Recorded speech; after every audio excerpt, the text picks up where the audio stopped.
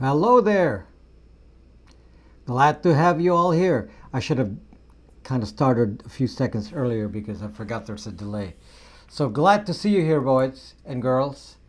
Glad to see you all here. So let me tell you about what our usual format is, since a lot of people come in here and don't understand. The format is I talk for around 30 minutes or so, and then I take a Q&A section after that. If you don't want to watch after the Q&A section, because the Q&A can be anything, any topic that anyone brings, and so it's kind of unplanned. So the only part that is only me talking is the first 30 minutes. So just letting you know that. Also, I want to inform you that this week, of course, we're doing this on Saturday. Next week it will be not certain yet, because I'm gonna be out, so I'm gonna be back sometime on Saturday, but I'm not sure if I'll have the energy to do a live stream. We'll see. Let's tentatively say I'm gonna do a live stream next Saturday as well. So these two Saturdays will be in a different schedule, and then we'll see if we can get back to the normal Friday night. So glad to have you here, my friends. I see many people probably don't know this schedule, so we'll probably get them on the replay.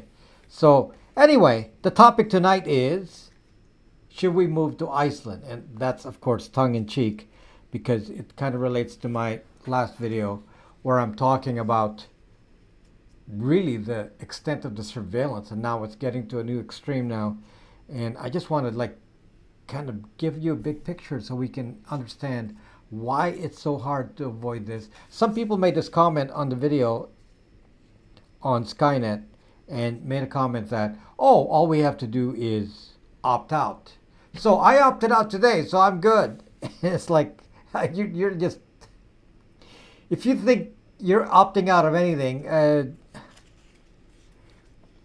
one of the other things that Google and Apple have done over the years is use your Wi-Fi. So this is another version of this mesh network. They've been doing this for since, I'm gonna guess, the last 10 years. They've been doing this. Thank you, Addison. So in the last 10 years, they've been taking your Wi-Fi router, getting the location of your Wi-Fi router, and actually Wi-Fi triangulation, what is used to track locations on any device, is actually based on the position of Wi-Fi routers, and it's only indirectly using GPS. Because you see, GPS doesn't work indoors. So, yet they can find your location, because they're finding your location with Wi-Fi scanning. That's the procedure, and they're using your Wi-Fi routers, and basically you're participating with your Wi-Fi routers to be scanned. There's actually a procedure that Google has if you want to opt out. So you can opt out even of this Wi-Fi scanning as a router. If you want your router not to be included, you can change the name of your router and put _nomap at the end. _nomap, NOMAP. So if your router name is Addison, you just say Addison _nomap, and presumably then Google takes it out of the database and it doesn't get considered in the database for the Wi-Fi triangulation. What does that accomplish? Well, I do put no map on mine, but I don't think it's going to make any difference. And the reason is, just like with this mesh network with Amazon, Sidewalk, your neighbor is the problem. You have to pretty much confiscate everyone's Wi-Fi in the entire, mile square and do an exchange. You have to exchange Wi-Fi so that your MAC address keeps changing. That's about the only way to do this, which is why there's almost nothing you can do. If you live in any populated area, like here I am in LA, if you live in a populated area, you're basically, surrounded by so many devices that are there to track you now. Like I'm talking about the Wi-Fi routers. Wi-Fi routers. I mean, how many Wi-Fi routers do you have? In my house, I must have I must have 10 Wi-Fi routers myself. My neighbor probably has another few. Neighbors all around. I probably have, you know, easily a couple hundred routers showing up on my list just from this area around here. A couple hundred routers. So what is your router going to do if you put underscore no map and say, Google, don't track mine? Nothing. Just like saying, I'm going to opt out of Amazon Echo, and I'm going to opt out of Sidewalk. What difference does that make? Because within half a mile square, there's going to be a gazillion Amazon Echoes, especially in the big city, because there's so many stupid people. That's it, guys. There's too many stupid people. So we're lost. And that's why I'm talking about Iceland, because to be honest with you, you need an area that has so much space that Wi-Fi, like if you're spread out in areas larger than half a mile, then there's no way to do triangulation. You can't do Wi-Fi triangulation. You can't do mesh the Amazon Sidewalk, the mesh network for Amazon. You can't do any of this. But in a big city like where I am, I'm in the middle of LA, unless I go out on the boat, and then I'm safe. But I have to go out on the boat. But to be honest with you, if you're staying in the city, you're locked in. I mean, just in LA alone. I mean, LA is so bad, guys, so bad. First of all, every street corner has these cameras. And the cameras are not only doing facial recognition, and somebody will argue, oh, they don't really do facial recognition. Wait till you get a ticket. Wait till you get a ticket. And then the ticket has your face on it. And it's like, you know, how do you get a ticket with your face on it? You know, a ticket is for driving violation has to be the driver, not the car. So even if they have a license plate reader, guys, even if there's a license plate reader, it doesn't give you a ticket based just on the license plate that you have. The ticket has to be sent to the driver, which is exactly what I've seen, that the ticket goes to the driver, not the owner of the car, but the driver. And obviously, they're doing it with facial recognition because they give you the photo with your face on it, driving a car from back view and front view, showing that. So this is the kind of neighborhood I have to be in, and it's really, really frustrating because, first of all, the city alone puts all of these surveillance things. And when they say defund the police, that is the stuff they need to defund, not the police on the streets. All of this zucking nonsense where they're tracking the movements of every citizen, that needs to be defunded. It's so stupid. I don't know what to say. So stupid. So now we're in a scenario here in LA where now, in addition to that kind of infrastructure that I just talked about, and by the way, your car has an RFID tag to use the freeway. So if you're going to use the fast lane of a freeway, you have to use this specific Caltrans RFID. Now I don't have this stuff because, you know, first of all, I hardly ever drive on the freeway anyway, so I don't really care about, you know, this fast lane. I don't have to do a commute. And then in addition to that, then I got to worry about Ring cameras. And you know what's so stupid about Ring cameras? Again, they're your neighbors. They're your neighbors. So your neighbor is so dumb, they put a Ring camera up front. So now, even if you go jogging, which is why I don't want to even go outside here. So you go out jogging, and these Ring cameras have your photograph and your video doing facial recognition, being put into a central database, and it's like, oh, did I participate in this? Did I want to participate in this? I mean, this is like the reality of practically every big city now. And you have to be in an isolated area. I don't know, maybe you have to be in Montana or something, or someplace. But, you know, I have to be in the water. I have to be in the middle of the ocean. Then I will feel like I'm far away as well. I'll feel like in Iceland if I'm on a boat, because it's just so frustrating, because it's like no way out. There's no way out. Every part of our lives is so much there's so much tracking in every single element to it, and they already track what you spend. They already track, your credit cards. They already track every move. Then you get your, you can't go anywhere without a vaccination card. I mean, we already worried about this. This is going to happen. Yep, it is happening here in California. You can't go anywhere without your vaccination card. Yep. So you want to eat in a restaurant, some now require a vaccination card. I mean, this is the kind of, of course, there's already a centralized record of your vaccination. So, this is the kind of world we're living in, and we keep saying, okay, we'll take it.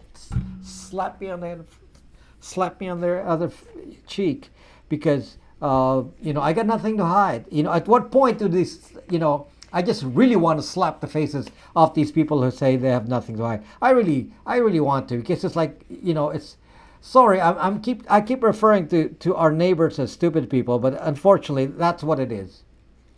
Okay, because you can put the facts in front of them over and over, and just it just doesn't get through. So opting out of Sidewalk doesn't do anything, because you can't opt out the entire neighborhood, because that's the only way to do this. The only way opt-out will work is if no one is nearby with an Amazon Echo or Ring camera. That's the only way you can opt out. Otherwise, a few opting out here and there will not stop the Amazon Sidewalk network. So some people are saying, oh, it's easy. They gave us the capability to opt out. Oh, okay, great. So it's easy. We don't have to really worry too much. No, this is one of these issues where I don't have a way out of this, because it's like crowdsourced. This is one of the things that the big tech is good at, getting large clumps of people to be fooled to doing something, and then the rest of us don't have a choice. So now they've gotten the devices. They actually locked in the devices of 95% of the population into their network. How the hell do you get out of that? We, the people in this group here, all of you who watch my videos, how do we escape this? How do we get out of this? It's getting to be a locked-in situation where, it's like saying, how do you escape a surveillance camera where it does facial recognition? How do you escape that? Well, right now we can escape. We can wear masks. And some of you say, no, we're not going to wear masks. It's a political statement. It's like, take politics out of it. Think about the value of a mask. No politics. Mask is very valuable, because for at least for the last year or so, the cameras in LA were not very effective at. And even in the car, I'm going to put my mask on. And, they'll think I'm just supportive of whatever they're trying to do with whatever they're trying to do.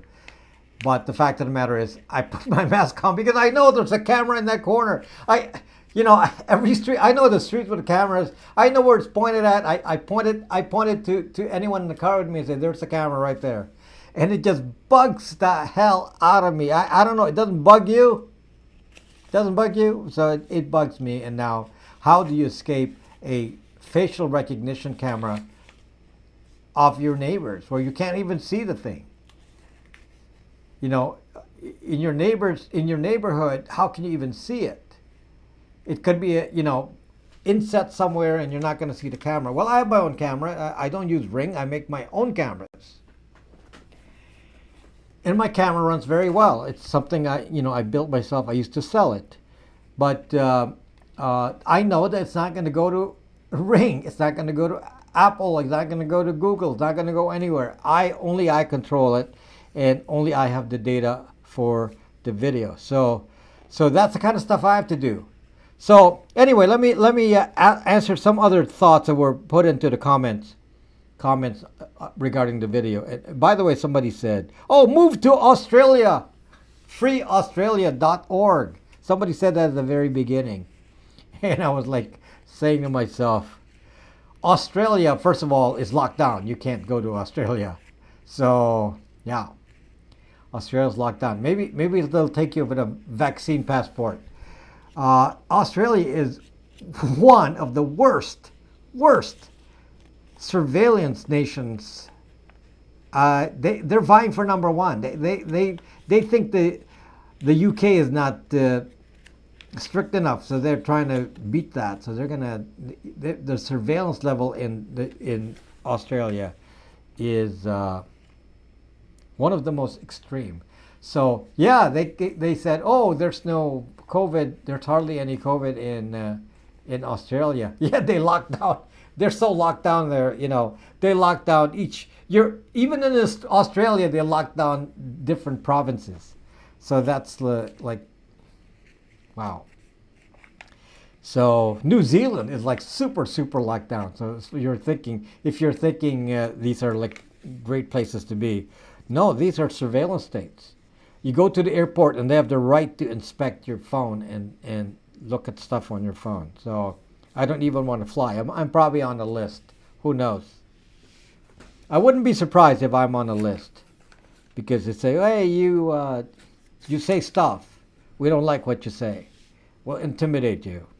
That's that wouldn't be surprising to me. Anyway, so no, Australia.org. No, I don't think so. The reason I mentioned Iceland in the title is because it's the opposite of what I find here in a metropolitan area of Los Angeles, where everything is so spread out.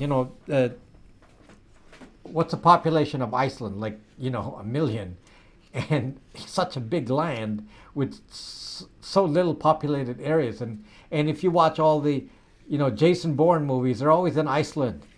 All the spy movies are in Iceland. Even John McAfee, when he was hiding, that's one of the first places he went to, was in Iceland, until they found him and he had to go someplace else. But that's the reason I say that, because you can't do Wi-Fi triangulation. Wi-Fi triangulation doesn't work too well in Iceland, I can imagine, because there's not enough networks. So yeah, so they have to rely on GPS over there. And you can block GPS easily. This is one of the questions I got asked. One of the questions I got asked on the live stream. Thank you, AJ.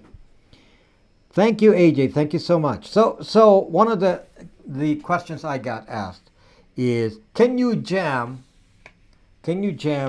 Amazon Sidewalk? And I'm not going to tell you to jam.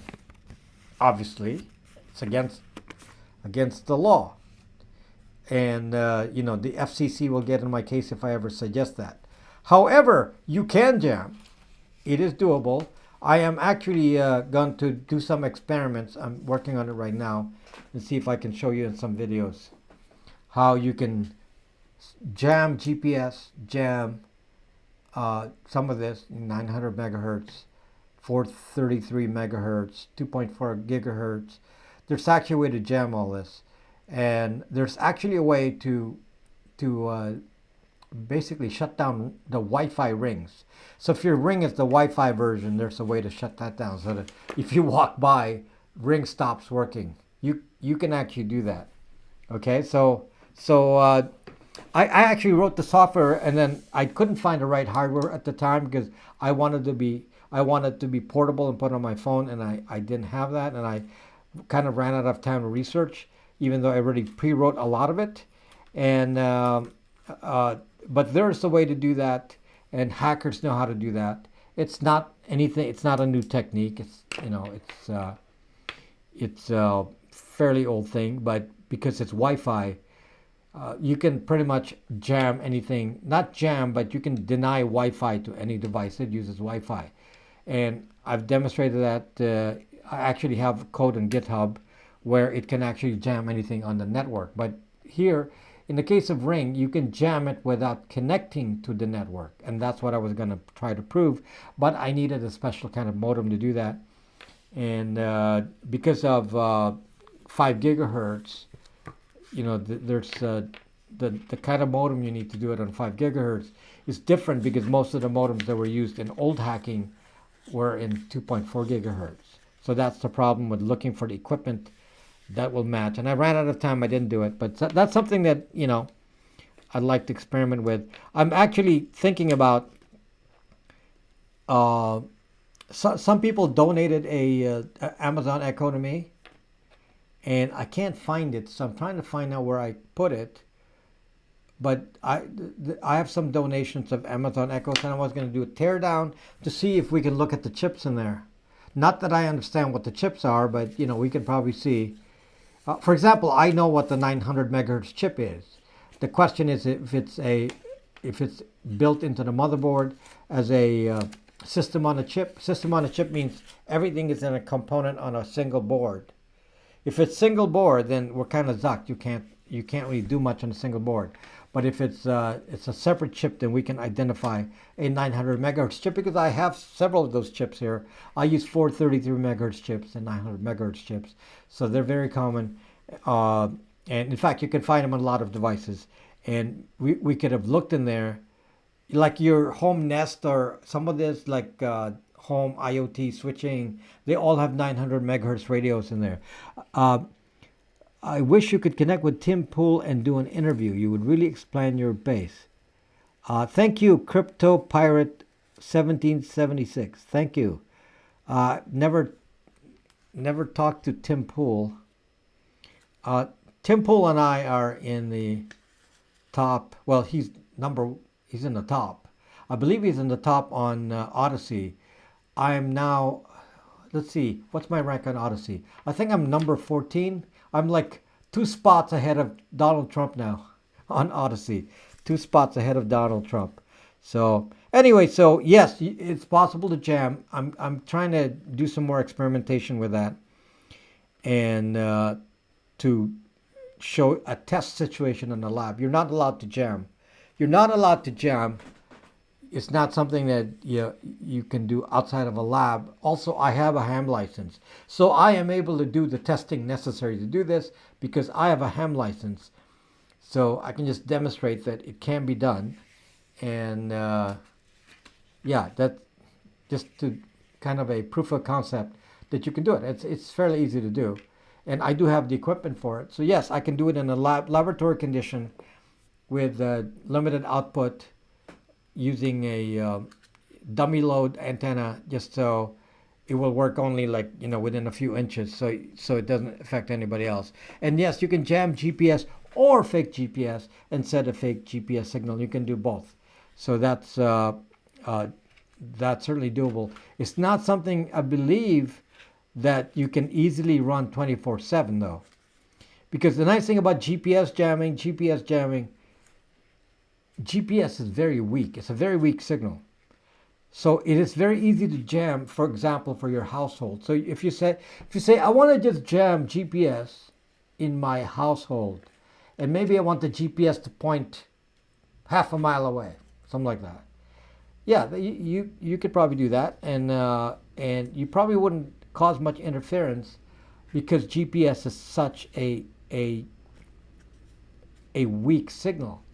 Now, what's interesting though is that if somebody tried to find your Wi-Fi route and report it to Google, then it would report it to be half a mile away if you did that. So that's kind of interesting concept as well to experiment with. Again, illegal to jam, illegal to do any of this. So I'm only talking about this in laboratory conditions. Who knows when the SHTF happens, and none of those conditions will matter. So maybe that's the time to actively jam when Skynet's actually out there. But if you understand the technology of how to jam, that could be useful in the future. So yeah. So I just want to make sure that you understand it is doable, and it doesn't. There's existing software you can use. It's not something you don't even have to write code for this. I could write code for it, but you don't even have to. There's already existing programs you can use to do this. Like, for example, jamming is simply sending noise. So you can actually do there's a random noise generator.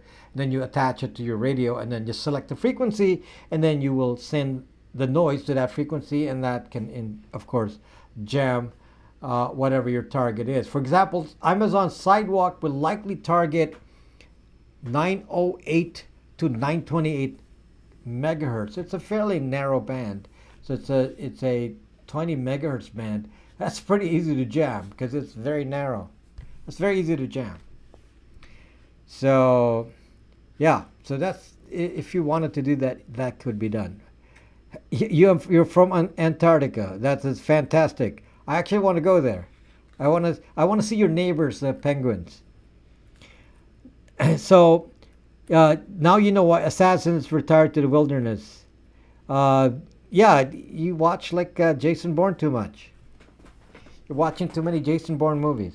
So yeah. So just wanted to let you know that the jamming question that can be done.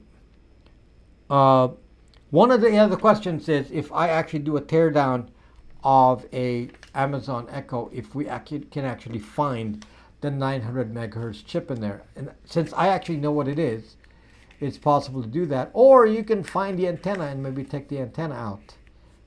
So that without the antenna, it might decrease the range of the 900 megahertz chip. Actually, that may be easier to do.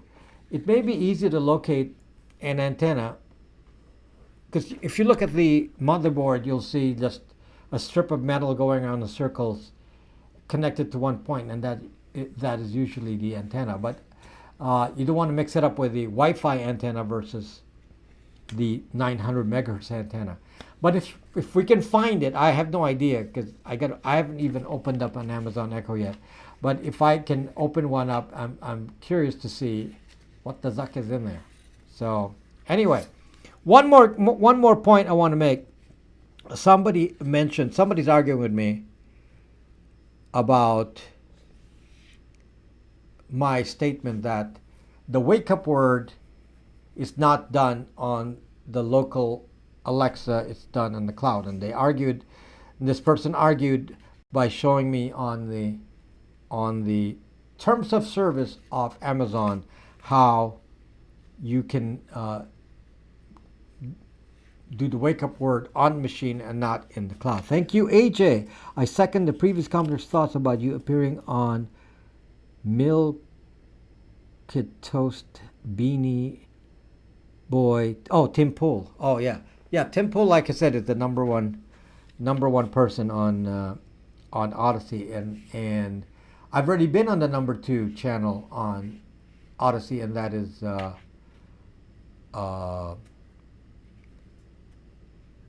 what's his name? Oh, goodness, I'm getting a mental block here. Come on, guys, tell me the interview I did on Odyssey. Now I gotta look. It's like mental block, and sorry about that. I'm just hitting a mental block. I'm pulling up the list of people here in a second.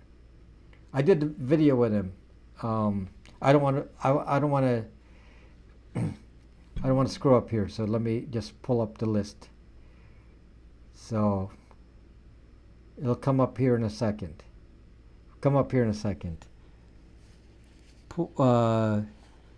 Can Tim Cook see? Not Rogan. No. Corbett. James Corbett. Thank you. Yeah. So I was on James Corbett. James Corbett is number 2 on Odyssey. Tim Pool is number 1. So the top 2 on there are James Corbett and Tim Pool. So on Odyssey, I'm a nobody. In fact, they're so big that I'm only a fraction of where they are. So even though I'm number 14 on Odyssey. Can we trust password managers? By the way, yes. Okay, so yeah, when I get the chance, if I can find that Amazon Echo, I believe I have 2 Amazon Echoes, so I will bust one ahead of time to see if there's something to be gotten. If there is, then I'll do a teardown live. But I need 2. One to check out in advance if there's anything there, and then and then we'll see if there's anything to be gotten from a Amazon Echo. So another question that some people asked me was Fire TVs. Are Fire TVs subject to Amazon Sidewalk because they have Alexa? So guess what? I discovered that on my boat has a TV with Zucking Fire TV. I did not realize this. My boat has Fire TV. So of course, I'm very concerned about, did I just activate Amazon Sidewalk on my boat? And the answer is no. So Alexa is on the TV, but unlike the Echo that is listening all the time, the hold on a second, let me just check my bandwidth here, because I'm getting an error message from YouTube saying it's not getting enough of a signal, but it looks okay. So anyway, Fire TV does have Alexa, but in my case, I don't know about your case, in my case, the voice only works if you press the button on the remote. So because of that, it's not going to be listening. I like those devices actually where you have to physically press a button to talk. So if you're like on, not that I like it, but I mean it's at least less of a danger, because it's not going to do it when you don't intend them to listen. For example, on Siri, you talk to your iPhone, you press the button and say, "Hey Siri." Same with some other phones, rather than the one that's listening while it's in your pocket. So the Fire TV requires you press the button on the remote and then you ask your question. It beeps at you first and then you can ask the question. So if you don't use that,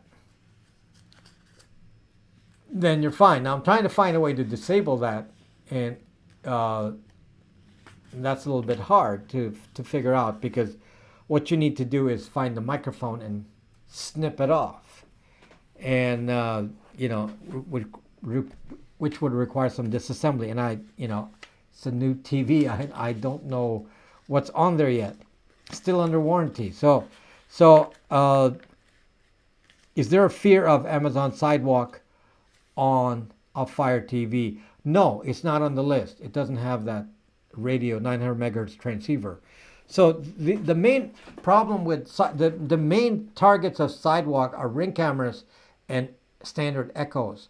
They apparently are not on Fire TVs. They are not on your Android Auto, even though these have Alexa. So they then put the radio and everything. They figure that the range of Amazon Echo and Ring cameras is enough to cover everything, and they don't have it on any other device. So some of the other Amazon devices you're mentioning, and some of you are mentioning other cameras that somebody said Blink is owned by Amazon, and I didn't know that I was owned by Amazon. They sell it on Amazon, but I don't know who owns Blink. I wouldn't use Blink. Anything with these central servers centralizing the video, you don't want that. So yeah, that you don't want that. So if the device is not specifically listed as having the 900 megahertz chip, supposedly they're not participating in the Amazon Sidewalk plan. Now, the what was I going to say? I forgot my train of thought here, and see if I remember it from my notes here. It had to do with I don't remember. I'll remember it later. So anyway, that's just some of the questions that related to the video that I'm answering. And again, the reason for the title is to put a contrast between Iceland, what's in Iceland and what's here in a big city like Los Angeles, which is really, really, really bad, really bad. And it's just so frustrating, because we are setting up a network of surveillance that, as I've always said, is irreversible. So they've justified this with the Patriot Act, and we're trying to track terrorists. And basically, you can blame this terrorist thing for the change in the world. I mean, we could blame Apple, we can blame Google, we can blame all this, but really the surveillance started when the terrorists came, and that basically ruined the world.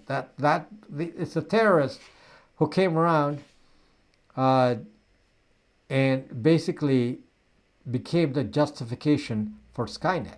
That's the justification, the terrorists. Some of you think it's a false flag. Some of you think that the terrorism is a false flag, and I'm not going to make any comment about that. But just clearly, terrorism has been used as the justification for doing Skynet, and it's really, really bugging me.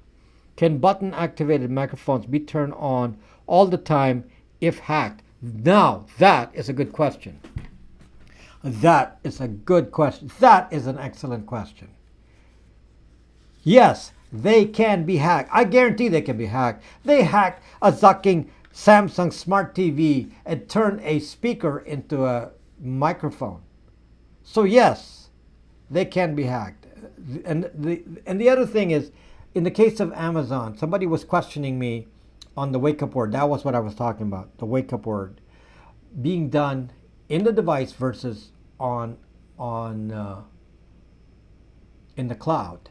And so they were saying, "Oh, hey, you're lying. You're putting up this fear that we should worry about the wake-up word, because here Amazon states that the wake-up word is only activated on the device and it's not sent to the cloud." And if you look at the Amazon API, there's an Amazon Alexa API for doing the speech recognition. And this is a programming interface, the programming interface, in case you're wondering what API means, application programming interface. So programmers like me can look at that and say, okay, what are you able to do on Alexa Echo? So I studied the programming techniques. I'm a programmer, so I looked at that and I said, okay, how do we program an Amazon Echo? And a couple of years ago, they added the feature to Amazon Echo that, I forget the term now, but basically it's doing the wake-up word in the cloud. I forget the exact term for it, but it's in the API. Doing the wake-up word in the cloud. And they're saying that, hey, we don't do that. We do the wake-up word on the device. But it's in the API.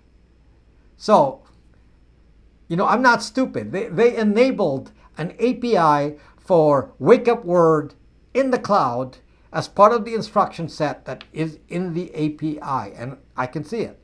Okay, did they decide then to not use that? Or maybe it's only a choice given to you if you want to change the wake-up word to not Alexa. If you change the wake-up word to something else, then in theory, that needs to be processed in the cloud, since you can invent any word you want. And that could be your wake-up word. If you have to do that, then you have to send it to the cloud. Maybe that's what it's for. But that is not even the point. That is not the point. The point is that it could be that Amazon is not stealing your data right this moment. It could be. But it's all based on trust. They have the capability to turn all this on, including the cloud-based wake-up that I was talking about, where everything has to be sent in there. They could reprogram your Amazon Echo for one person and say, I'm just going to turn to a listening device and listen to it 24/7. They can obviously do that because, not just a hacker, but even Amazon can deliberately do that if they have a reason for wanting to do it, like a government contract. They have the capability to do this. So the question is, you are basing your trust basically on what they put in the terms of service that they can change over Zucking night. They didn't tell you that they put a Zucking radio transceiver in every Amazon Echo to listen to the radio traffic at the 900 megahertz range. They didn't tell you that, where they can listen to Bluetooth BLE, all the inter-device communications, which is not encrypted, including your thermostat and your refrigerator and everything else talking in your household, device to device. None of this is encrypted. And then and that's being sent out on 900 megahertz. And Amazon can, in theory, listen to all that. I mean, it has a transceiver.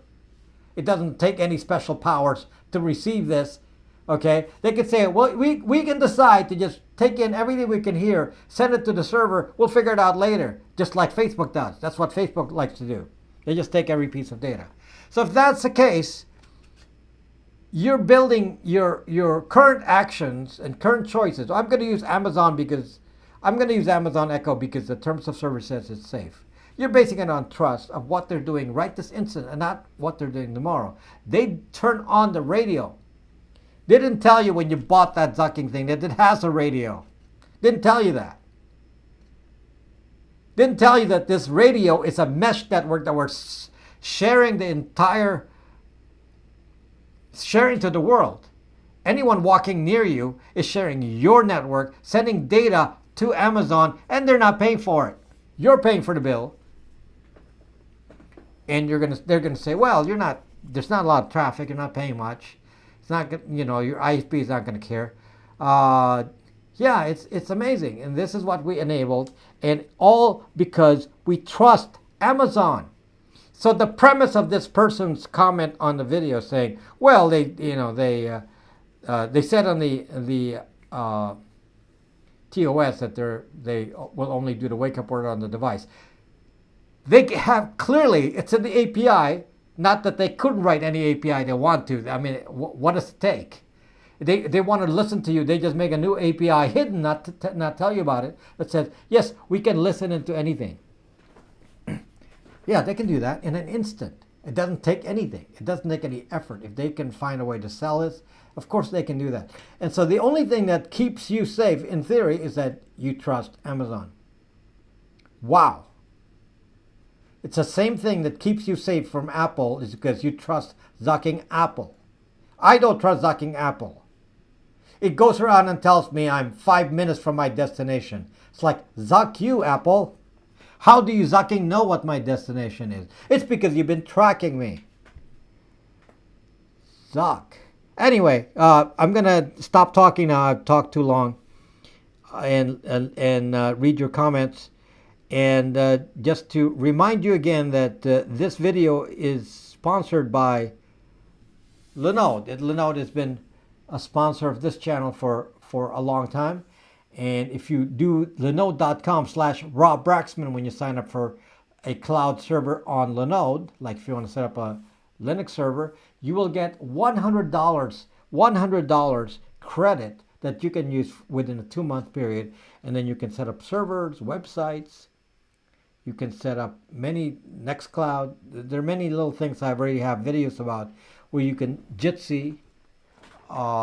If you want to do videos and such that are not tied to Zoom, you can make your own. You can make your own Nextcloud and not be tied to Google Drive. None of that nonsense.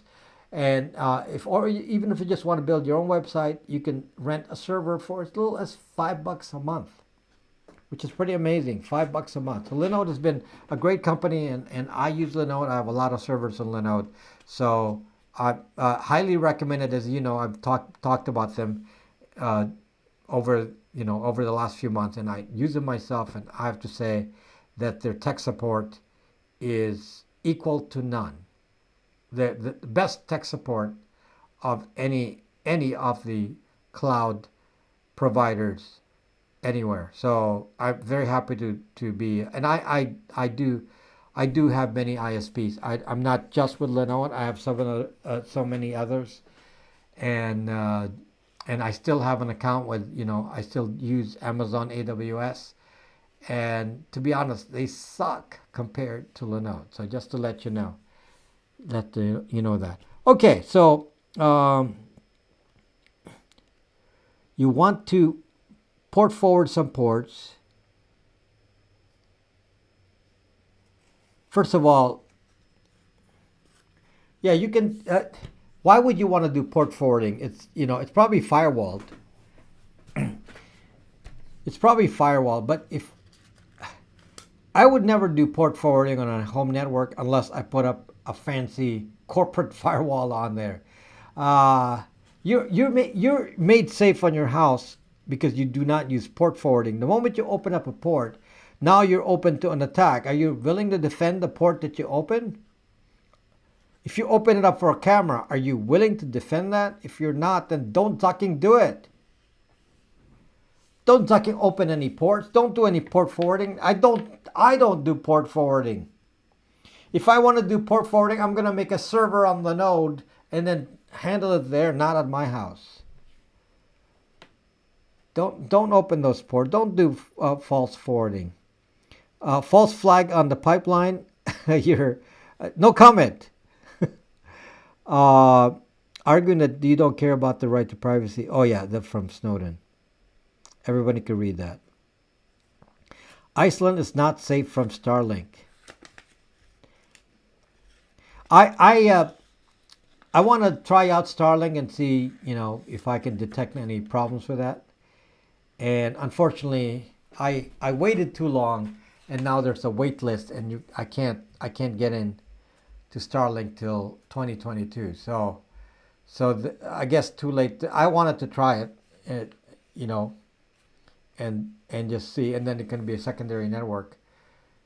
But yeah, I want to see exactly, what's going on. Of course, you can always VPN through Starlink.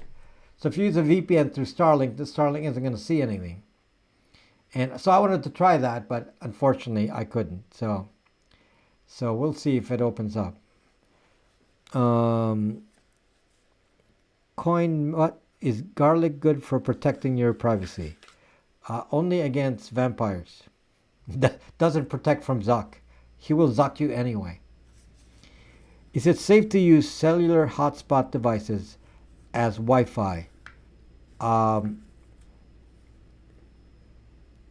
Obviously with a password, the answer is yes. Because basically, a cellular network data doesn't use the same IP address. So it's basically like a VPN router. So the answer, yes, they're actually safer. Now, the ISP obviously can spy on you. But if you run a VPN over it, then they can't spy on you anymore. So yes, especially if you use a VPN over a cell data network, then the ISP can't see you. But as far as other apps are concerned, using a cell as a hotspot, it's actually safer than your own Wi-Fi. So yes, it's okay. Appreciate your work. Thank you, Matthew. Subscribers from Virginia, USA. Now, why is it, and thank you, Matthew, why is it that a lot of people that buy my routers subscribe to my VPN? In fact, one of the very early users of my very first router, a lot of them were from Maryland and Virginia. Someone explain that to me. Maybe they know something because, they're in the neighborhood of the three-letter agencies. Maybe they know something. But it's so funny that, so many people, I would say in the initial bulk of people that were buying my products, like the routers and VPN routers and Tor routers, they were probably a good half of them were from that part of the country. And it was like very interesting. CCP big bros are watching everyone nowadays. They're watching their own people. Feds in that part of the country. Yep. Is Tor safe? Yes. I wish I could use Tor all the time, aside from the fact that it's slow. But many websites block Tor and Zuck 'em. Thank you, Family Tree. With free software and cooperative development, we can have some semblance of a free society. Everyone needs to find a true cooperative community. Many exist now. Build your freedom. Yeah, but they're taking our freedom away. The idea of a mesh network, how do you protect against that? We can't encrypt it. We don't participate in it. We don't control it. It's kind of outside of our realm, and it's illegal to jam it. So, yeah, illegal to jam it. So, I'll teach you how to jam it though. It's illegal, don't use it.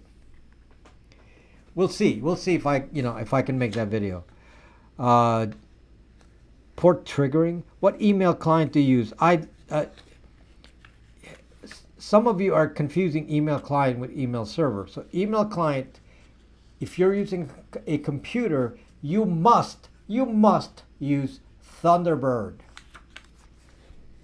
Do not use Outlook. Do not use Microsoft anything. Do not use Apple anything, Apple Mail, whatever. Don't use any kind of client from any of these, and use Thunderbird, which is from Mozilla. Or is that a free project now? They may have split off. I'm not certain.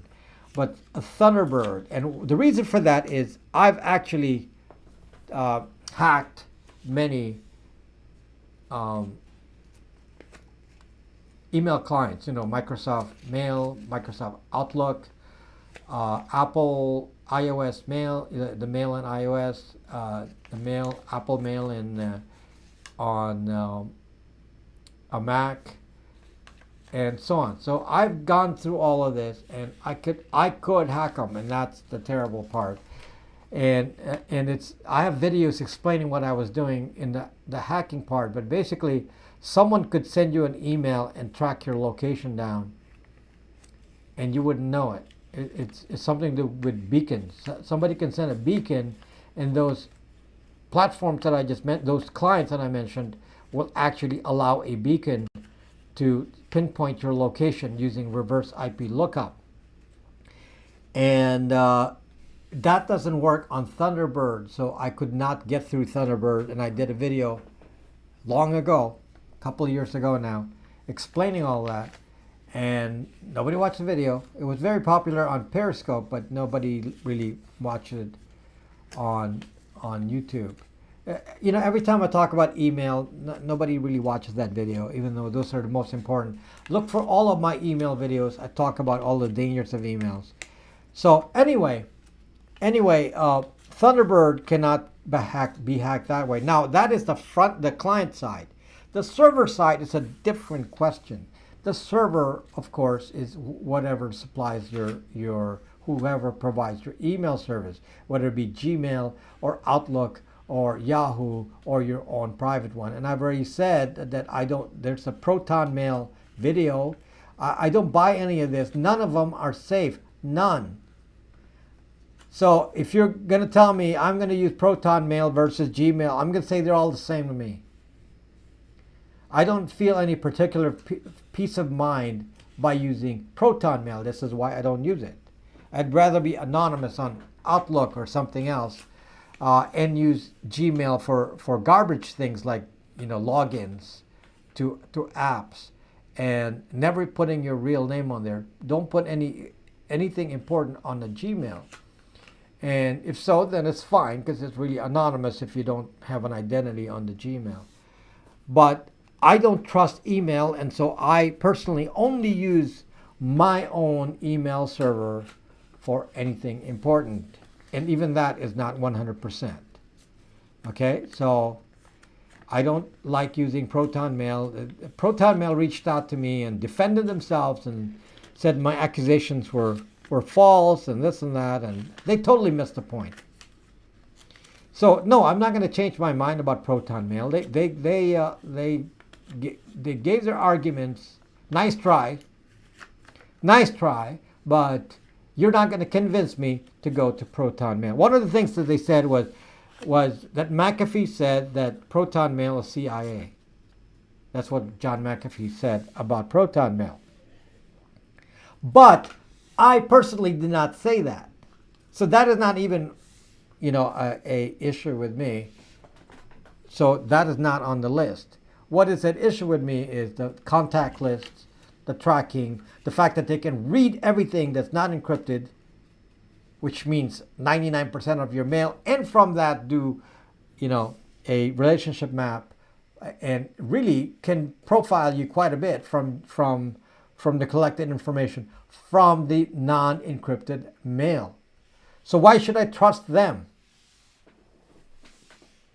Since they are kind of a nice little target, they're actually a nice source of people who have something to hide. So if I'm going to target a bad guy, they're probably on Proton Mail. And so I don't want to be in that group because, your mail's targeted as it is. Why limit the target list? So no Proton Mail for me. So my own server is safe. I have my own server. I have the domain BraxMe, as many of you know. And when I converse with somebody on BraxMe, so let's say I have an email, I gave an email to Max Lenski over there, and he is now Max Lenski at BraxMe. If both of us are on BraxMe and talking, I don't need a Proton Mail to encrypt.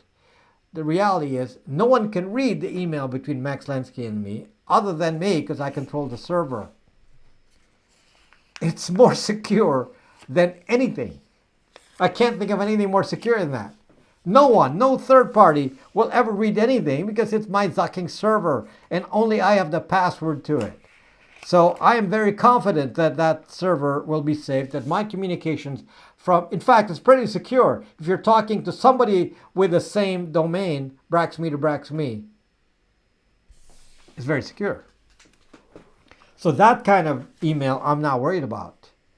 And that's the only email I use on a regular basis. So otherwise, email is not safe. But if you have your own server, it can be done. The problem with email servers, running it by yourself, is very expensive to do. Very expensive. It's hard to set up.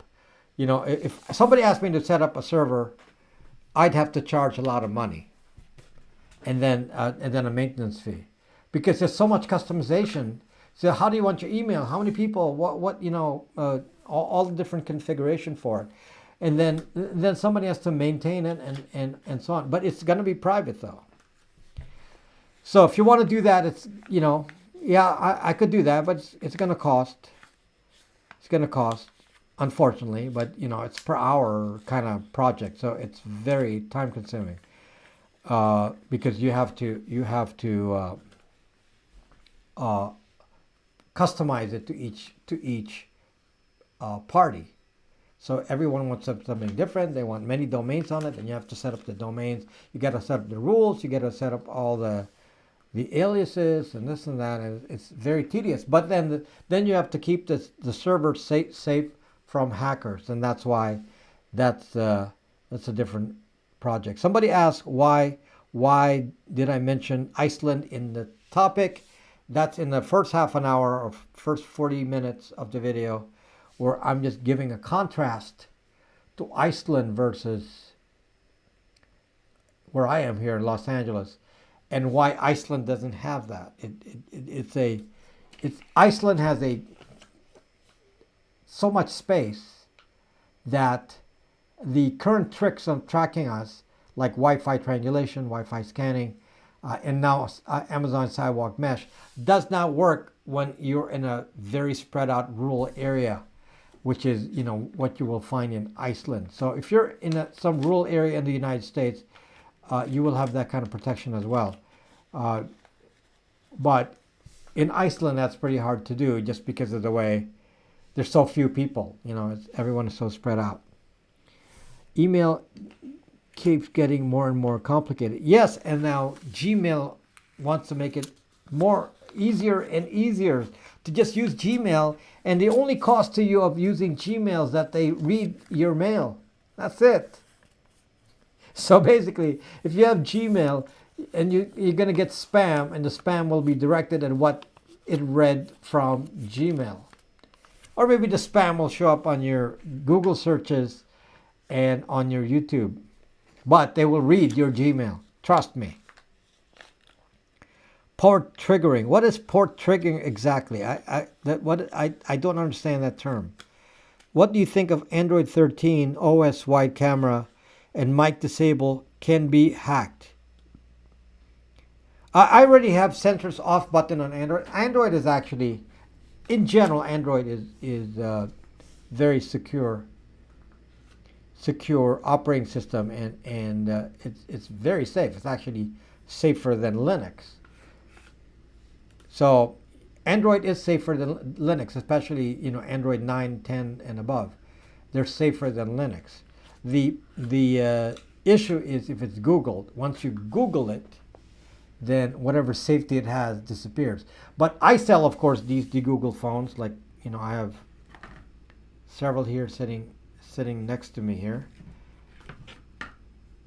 Yeah, so these are de-Googled phones, and a de-Googled phone has no Google on it, and I sell this on my store. And the significance of a de-Googled phone is that they have the security of Android, but there's no Google, so there's nothing stealing your data or watching you, which is very, very extensive. I mean, if you actually have a Google phone or an iOS phone, I mean, how they watch you is extreme. 24/7 location tracking, for example. Every app you open, how long you open the app, what you did in the app, all of that is tracked with your device fingerprint. I do not want a Google phone. I have a de-Google phone. I don't have it on me here, but I have a Google Pixel de-Googled, which I sell on my store. I have a Google Pixel 4. It's de-Googled, so it's fantastic. Fantastic. I can do anything I want, and I don't have to worry about Google on it. What do I use for email on the Google phones? There's K9 is the email client on a Google phone. You obviously use whatever email you normally use. Gmail is very picky about running on K9. You have to. It will tell you it's a security breach, and you got to go to Gmail at the same time on another device and make sure that you enable it. Say, oh, it's fine. You can enable it, and you have to check the box that says allow unsafe devices, whatever that BS means. And yes, email is unsafe already, so don't give me this allow unsafe devices. That's meaningless BS. So,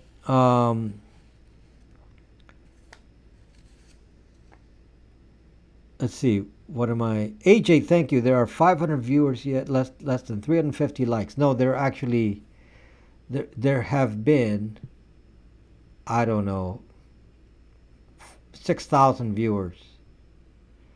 So there are 500 here now, but there are 6,000 viewers. So yes, most of you are not hitting like. And if you like, then I appreciate if you hit the like. My last video, obviously, I mean, you can see it, but the last video is my #1 video ever in terms of getting so many views since its first launch. Now, I have some big videos that have 1 million views, but the last video on Skynet has, 80,000 views in a couple days. So it's and it's, I mean, it's still going up like that. So it'll probably be one of the bigger videos. We'll see how far. I want to like this is really amusing to me, and just to have a side note here. What's amusing is that Google or YouTube was so happy to share that video, and when I share a video that is anti-Google, which I have those videos, they were not shared. So when I shared videos about the jigsaw and all of those things that Google was doing, they didn't share that. And they're happy to share. They're happy for me to talk down about Amazon. They're very happy with that. So they will keep sharing that. As long as I talk about the competitor, they will be good with that. They will share the video if I talk about Apple. They will share the video if I talk about Facebook. Well, they don't really share my Facebook videos. But maybe they have an alliance with Google. I don't know. I don't know. But the thing is, they're happy to share the video on Skynet, which is about Amazon Sidewalk. Did you know I was able to get my Chromebook to connect to the Tor network using Orbot?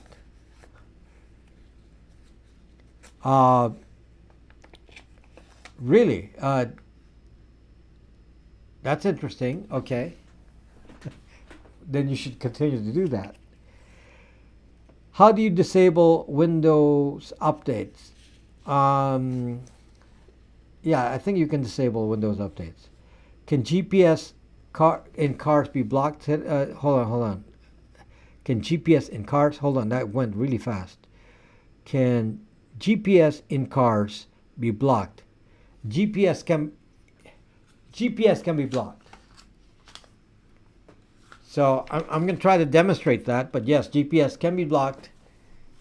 It's illegal to do any kind of jamming. And I mentioned that at the beginning of the video. It is illegal to do any kind of jamming. It can be done. You can. It is illegal to jam in the 900 megahertz, for example, the ISM band, 908 to 928 megahertz, which is what Amazon Sidewalk is using. It is illegal to jam that. It's 908 to 928, 20 megahertz band. Can it be jammed?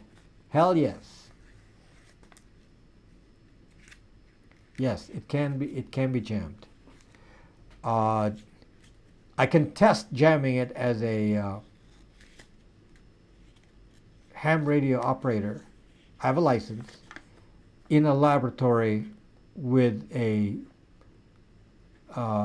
dummy load antenna, which means I'm not actually broadcasting the signal aside from my laboratory. So within a confined laboratory environment, yes, I can do that. If any one of you are interested in such a video, yes, I can do that.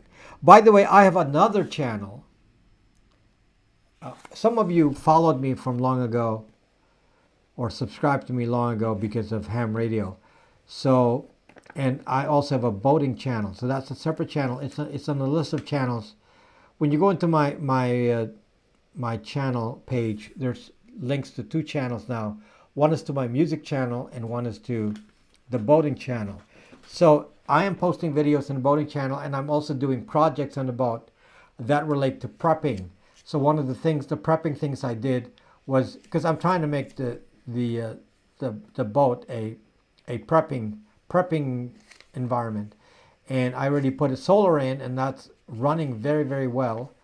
And this coming week, in a few days, I'm going to be sailing out to Catalina Island, and we'll be staying at Catalina. That's why I can't do a broadcast next Friday, because I'll be at Catalina, and so you'll see those kinds of videos.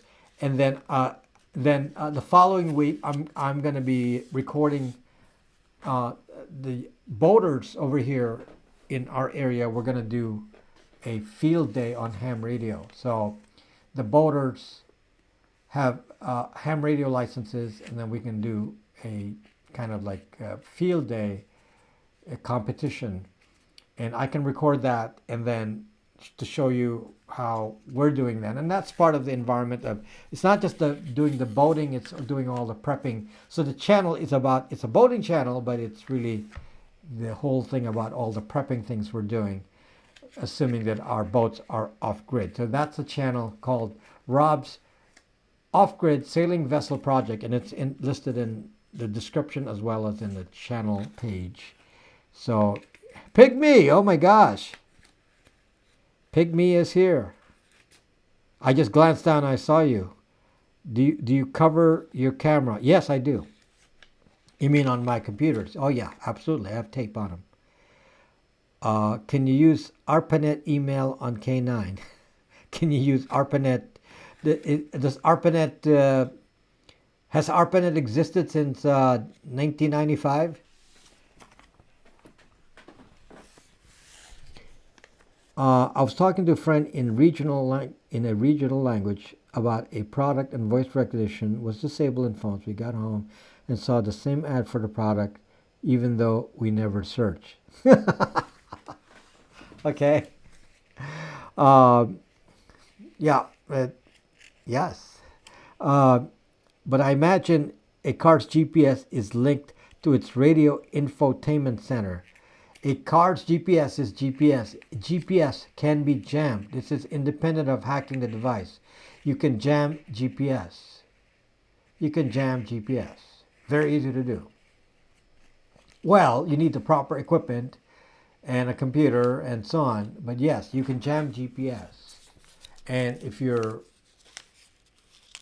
not careful, you can jam people around you. So their GPS disappears too. So that may or may not be important to you. So yeah, that's why you don't want to jam GPS. Right? Anyway, port triggering is a configuration option on a NAT-enabled router that controls communication. The forward port is not open permanently. I don't like that. I still don't like that. You're talking about a conditional firewall of a port. Heck no. Heck no. No. Stop that. So what sounds like fun, Carl Lamids? Which one? The boating, the GPS hacking, or what? Which one? So what do you think of Helium and its free crypto for owning a Wi-Fi router? I haven't really researched Helium. There's a projects that I've been sent products for, like Deeper VPN, and there are problems with some of these that worry me. That's why I haven't used them. Like Deeper VPN is supposed to exchange. It's a good concept. Exchange Wi-Fi with some other user. So you're not using your own DSL. You're exchanging DSL connections. The problem with that is if somebody does something illegal, like using BitTorrent, you're going to get the lawsuit, and you're not the one doing it. So that's why it's hard to defend against that, because a VPN company defends you against a lawsuit for BitTorrent, and I get that all the time. So I have to fight all the legal battles in a VPN. Have to fight all the legal battles on BitTorrent. That's why I don't want that kind of clientele on my network. And some of you are still using BitTorrent, even though it's not allowed on my network, because I don't want to spend the time doing all this legal stuff, handling BitTorrent when it's clearly illegal and they're tracking you. And basically, you're downloading from it's what do you call that when they they trick you into doing a crime? And that's what they do. They offer you the download, or they download from you, acting like they're a normal person downloading, but the person downloading from you is actually somebody that is a contractor for Sony, for Viacom, for this and that. It's like, so I have to field all these things, and I get so many of them. It's like sometimes a dozen a day of violations, and it's so much work. So much work, because if you violate, then I got to shut down the server. What is my view in crypto? I, of course, have been a supporter of crypto for a long time. Beyond that, I'm not doing short-term discussions about pricing or anything like that. If their port is open, then it's vulnerable. Yes. So Kodachi versus Tails. I don't know. Tails is very secure, but it's not the most practical to use. So can a normal person use Tails? If you're not a secret agent, probably not. I can't use Tails. It's too restrictive for what I want to do. So for normal use, no, I'm not going to use Tails. If I were Snowden, I'd probably want to use Tails. So it depends on entrapment. Yeah, that's the word I'm looking for. So BitTorrent is an entrapment scheme right now. People are like fond of BitTorrent, but it's not like before. The downloaders, there's a lot of people downloading on BitTorrent. They're actually the entrappers. So if you're downloading movies and such, they're just entrapping you. So it's not very safe to use BitTorrent, and all they need is a timestamp. They've identified you. I don't even know what you do, but they do, because they know what you're doing at that instant you were downloading, and then they go to the ISP, and then they go trace the IP addresses down until it gets to me, and they say who was using the network at this exact moment. And do you really want that? Somebody to track you by the exact time? I don't know what you were doing at that time. Now they're telling me it's basically like an external log. Somebody logged you. If you want to be logged, then use BitTorrent. That's what it is. They're logging you. They're logging you and saying they're entrapping you into illegal activity even when you're not using your computer. So many of these people who download, they leave BitTorrent running, and BitTorrent is actually serving the same file like this guy that's been serving Fast and Furious for the last few weeks and causing so far like 50, 60 violations of copyright violations, because he downloaded Fast and Furious once, and then now everybody's downloading from him, and all the people downloading from him work for Viacom and Sony and this and that. I don't even know who owns Fast and Furious, but I'm getting that that legal notices from that company because the downloaders actually work for them. So you're saying, oh, BitTorrent is cool. You are so bad for not defending BitTorrent because it's free. We're in for free software, this, that. And the answer is no.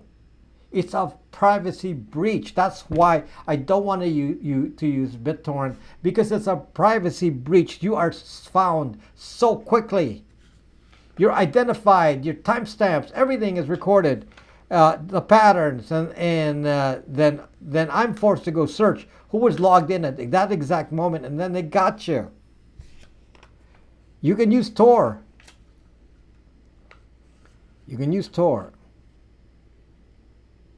Never leave the files you downloaded in the target file. That's like noob level stuff. It doesn't matter, Mad Cow. You downloaded once, they catch you too. But if you leave the file, then they download you. They get you many times. Anything torrent. Some people install BitTorrent to download Linux. Then they leave it there, and then before long, your computer is serving other files other than Linux. It's like, yeah, you want that? Okay. It's not a good thing for privacy. BitTorrent's not good for your privacy. I do not encourage you to steal illegal materials because it's bad for privacy. What about keyloggers? You don't want keyloggers. What do the Google phone add Google Mail? Why do the Google phone add Google Mail? What? Why do Google phone and add Google Mail? Oh, I see what you mean. Why use the Google phone if you add Google Mail? It doesn't matter if you add a Gmail as long as it's not your identity. Let's say you have a account used for logging into social media. So let's say you have a TikTok email and you have a my TikTok email at gmail.com. Okay? Which is a nonsense kind of use. There's no real data on there. Now, I don't encourage you to use TikTok. I don't encourage you to use any of these stupid apps. But that's fine to run on the Google phone. The Google phone does not know, Google doesn't know that it's on the Google phone. It doesn't know any of that. It's actually running on K9, and there's no device fingerprint. So it's actually not knowing who owns the phone or know anything. And if your identity is good with not putting your identity on the email itself, then who cares? Okay? Now, if you're using your real name email on Gmail and putting on your phone, then no, don't do that. Do not do that. Have some kind of separation if you use anything with a real name. By the way, is it legal to download movies on Telegram? Do whatever you want on Telegram, just don't use BitTorrent. It's illegal to download movies you do not own. So, obviously, it is illegal. Now, one thing I want to tell you about, I've been contacted by in fact, one of you, and I'll tell you about the project, and we're working on this. I'm researching it right now with him about this project, and what it is a phone on a Raspberry Pi. So he's come up with a project where he can put the phone on the Raspberry Pi, and you can put a phone number on the Raspberry Pi, and you have headphones and a mic, and you can actually use it as a phone, the Raspberry Pi. Now, it can also receive text. Now, this is kind of an interesting project for me, not just with the use of using it for actual phone conversations, which would be great because then all the tracking stops when you're not using a cell phone. A lot of that stops. But I'm thinking about it more for 2FA, and this is part of what I'm trying to accomplish with this project, if we can get it done, is have your own Raspberry Pi set up as a phone with your own phone number that you can use for texting without using a carrier, not using you get a free phone number. No, it's not free. You pay a very, very cheap phone number for texting at the cost of, I believe, of 0.7 cents, so 3/4 of a cent, or 70% of a cent per text. So you're not going to spend much. If you use it for 2FA, you may be lucky to spend 5 cents. But this, I believe you have to spend some amount of money for the phone number, but it's not much. But if you have this device, you can then, this is what I'm trying to get done, is we can email the text. So with your own phone number, your own Raspberry Pi device, the text can email the 2FA to your email, which could be on your phone. And so now you have a different phone number. It can text to your phone, and you can have access to the text for verification codes and all that without giving them a real phone number. I mean, that's worth something. That's worth something. So I think this is worth it. We can try to keep the cost down to doing this. Yeah, it's this could be cool. I don't know yet what other hardware you need other than a standard Raspberry Pi. And some of you already have Raspberry Pis if you bought a router from me. So anyway, the concept is if you configure this. Now, the code written by this gentleman is, it's not finished and clean looking yet. It's pretty basic. It's basically character based. So it doesn't have a really fancy GUI. So GUI aside, even if it can handle sending the phone number, the text to an email even, and even if you just don't even touch the device and just leave it alone, that alone, it's worth something. That's worth a lot. So that's why I said this is a good project, and he already got it running, and it's actually open source. I mean, I can look at it, but it would be great if he actually just supported it, and I'll just guide him into making it, and then I'll sell it to you guys. So anyway, this is kind of a nice little project, and maybe I'll have a chance to do more of these kinds of things, because this is excellent. This is kind of thinking out of the box, where we find a way to get out of this stuff with, like, I have a second phone and I have to have a separate SIM card. So fortunately I have an old iPhone, I'm using that for that, and I pop a SIM card for 2FA. So, and then I change the phone number every month. So that's what I have to do. Signal, what? Okay, so anyway, we're running out of time here, so sorry for talking too long, but heard about Sudo. Can you spoof different phone numbers with the Sudo app? That's a little bit different, because you still have to work on it on a phone. What I'm talking about is a device that doesn't even go to the cell company, and there's no app. There's nothing you install to indicate you're using anything like this, because it goes on a Raspberry Pi. So I think it's a little bit different. So I like it. I like the project, and yeah. So it may be something that we can definitely make available to you. I think we can make it available to you this year. Maybe the latter part of the year because it's summer. So, Rob, aren't you concerned about real life pirates if you're on a boat? My brother used to tell me it's not safe in the ocean. I think I told you the story that uh, my friends actually got killed by Somali pirates. So, sailor friend of mine, and many of my actual, friends that I talk to regularly, like every week, were on that boat. They were on several legs of this boat, and that was hit by Somali pirates, and they killed my friend, his wife, and a crew member who I don't know. But my two friends were killed from that piracy act, and it was near Oman. It wasn't even. It was so far from Somalia. It was very, very far. So they actually traveled far now with the mothership, and reminds me of the movie Captain Phillips. So anyway, they killed the killed my friend and his wife, and the killers were brought to. They're serving a life sentence in federal prison somewhere. So yeah. So, but I don't go out of the country. I'm in the U.S.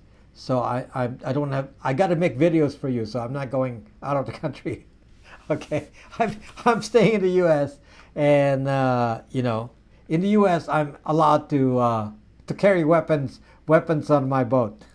So if somebody is gonna do piracy on my boat, this is America. We're allowed weapons on our boat. This is not some other country. What do you think of WebRTC in context of privacy? What do you think of WebRTC in context of privacy? Trying to think about what issue we're trying to address there.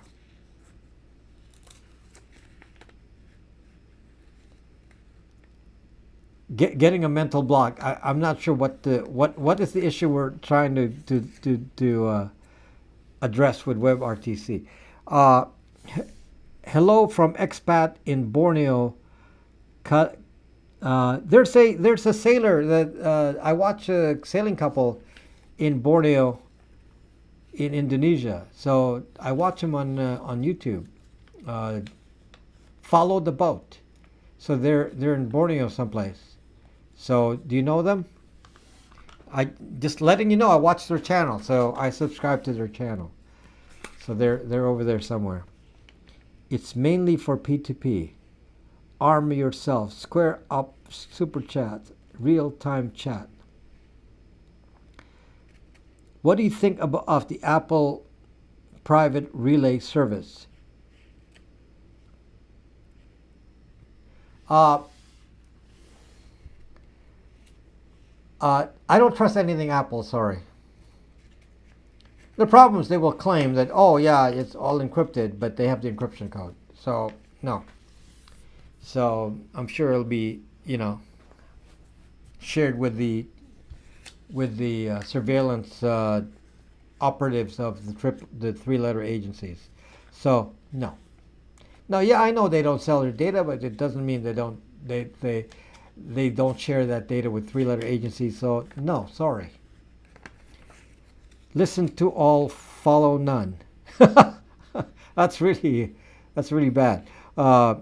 Shopping malls use Wi-Fi and Bluetooth as beacons to measure people's movement and amount of time spent. Yes, because I've already been talking about that, because they can track Bluetooth beacons. Your phone has a probe signal.